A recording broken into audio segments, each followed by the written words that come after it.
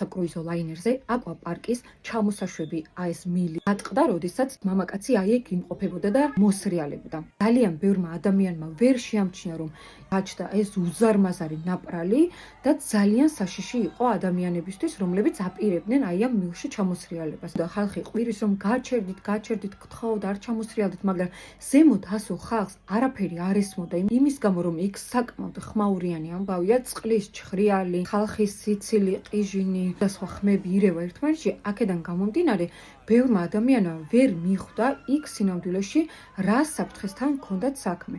საბედნიერო დისკაცი, რომლის ქვეშაც მილი გატყდა, გადარჩა, მაგრამ საკმაოდ ძიმე ტრამვები მიიღო და გადაიყვანეს სპეციალურ ადგილას. ერთი სიტყვით ძალიან უცნაური ამბავია. პირადად ყოველთვის მე შეძოდა მსგავსი უზარმაზარი ლაინერების, იმის გამო რომ ხშირად იქ ხდება რაღაცა გაუგებრობები, ხან ხანძრები, ხან შეტაკებები, ხან ჩაძირვები და ასე შემდეგ.